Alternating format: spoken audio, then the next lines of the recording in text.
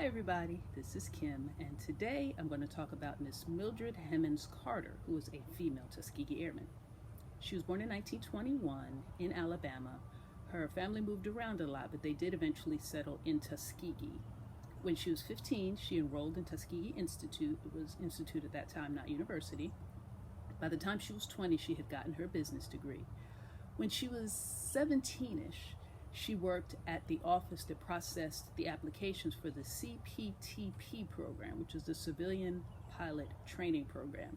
A few episodes back, I did talk about that, where in 1939, Roosevelt had enacted a program that allowed black men to be trained as pilots as long as it was at an institution that already had a successful pilot training program already going on. So that's how Tuskegee came to be part of that program.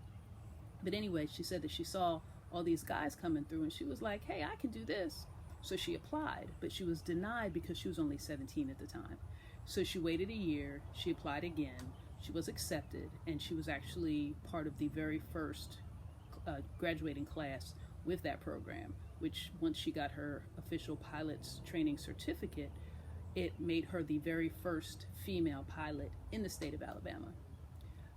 After that, she was the first civilian that was hired as part of the Tuskegee project. Now, she didn't fly, she actually ran a bulldozer, and one of her responsibilities was trying to clear the way as they were creating that airfield. But she really wanted to be able to fly. So she applied for WASP, which was the Women Air Service Pilots, but she was denied because she was black. At that time, there were only maybe 100 black pilots, and very few of them were women. And as it got close to wartime, the U.S. government decided that there didn't need to be any female pilots. There needed to be all male pilots. So the CPT program from that point forward banned women. Now, she met her husband, Herbert Carter, while they were both students and pilots at Tuskegee. Now, dating between pilots was prohibited at that time.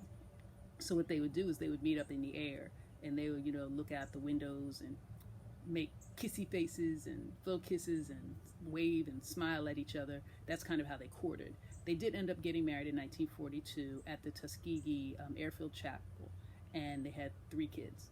So even though she never really got to fly for the military, she did mentor and help train female fighter pilots, and she herself continued to fly until she was 64, and the only reason she stopped was because she broke her hip. So she was declared a member of WASP in 2011 by the U.S. government, and she was given a medal that's called her the first woman in history to fly America. And later on that year in 2011, she did die at the age of 90. So that's today's fact on Miss Mildred Hemmons Carter. As you know,